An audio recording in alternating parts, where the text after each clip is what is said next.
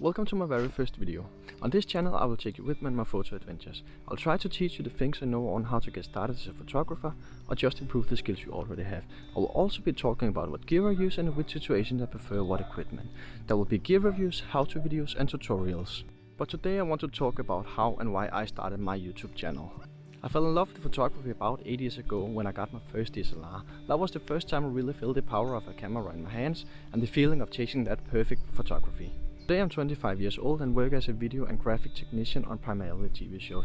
I went 4 years in school to become an event technician and to get a degree in sound and light engineering. After I finished school I became really interested in the video and graphic aspect of the TV industry, and since then I've been trying to grow my skill over a couple of years. So the last couple of years I have mainly focused on the TV business and have been doing many TV shows around the world like Eurovision, 𝐓𝐡𝐞𝐵, music awards and so on.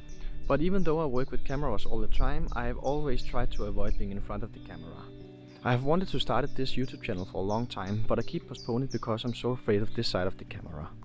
At the same time I really want to get going, get to know all of you guys, teach you what I can, show you live in photography from my point of view, get even better and learning new skills myself. As I said earlier, I got my first camera around 8 years ago, but it wasn't until last year when a friend of mine pushed me over the edge and said I should try to show my photograph to people, get some response and just stop overthinking everything. I'm so afraid of getting any kind of feedback. What if you guys don't like my work? What if I only get negative comments either here or on Instagram? All of these things are constantly fuzzing around in my head. That's really one of the biggest things I have to overcome. I think a lot about what other people think of me, and because of that I haven't really shared any of my pictures to anyone before I started my Instagram last year. And now when I look back I realize that it's actually not that bad as I thought it would be. It's funny how our brains can actually be our biggest enemy sometimes. But we just have to work our way out of our comfort zone, keep moving forward, get better, overcome our fears and just keep creating. Keep creating, that's a sentence I hear a lot here on YouTube. Like many others, I found a lot of inspiration here on YouTube on how to get started, how to keep pushing forward, and just accept that everything here in this world is hard at first. And that is back to the saying, keep creating. How do we expect to get any better if we don't keep learning, keep pushing videos out, keep taking photos, and keep getting any feedback? It's actually almost 2 years ago I first thought of starting a YouTube channel. But here I am 2 years later and with lots of excuses on why not to start a YouTube channel. It has been so easy to find excuses like I don't have the right equipment, I don't have the time, my life is way too boring, no one wants to watch my videos, I can't teach you anything, there are so many people out there way better than me, my English is way too bad and I can't be consistent. That's just some of the excuses I've made over the last couple of years, and if we keep doing this to ourselves we will never improve ourselves. So have I overcome my fear of getting in front of the camera? Not at all. My fear is still here. But I will try to tell you what I have done in order to make this video. First of all, I have everything I want to say written down on my phone, so I can look at that if I freeze or just don't remember what I have to say. I know that reading from a script can make it sound a bit boring or maybe just not that natural. But if I don't do it like this here in the beginning, I don't think there will be any videos uploaded to this channel. My script is my safety net. It makes me feel like I'm in control of the situation because I've read and edited the text a few times. The next reason why I prefer to have a script here in the beginning is because of my English. I come from Denmark, and even though I speak English as part of my daily job, this is totally different for me. My daily job, it's kind of the same topics we talk about and it's something that I'm used to now. It also makes it much more easy to talk to people that I'm used to talk to.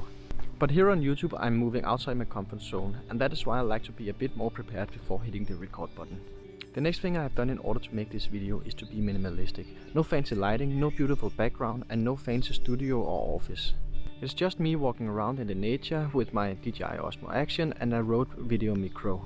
And the reason why I have chosen this approach is that I would have been ending up using way too much time perfecting the lighting, moving the camera around, creating the perfect scene. So if I keep waiting for that perfect time or place, I would be ending up using way too much time on things that don't really matter right now. The third thing is some kind of overall game plan. As mentioned earlier, I'm a bit afraid I can't be consistent and will run out of ideas and videos to make. One thing is to upload this one video, but the plan is to at least upload 4 videos a month. So I've actually just written down different ideas on my phone.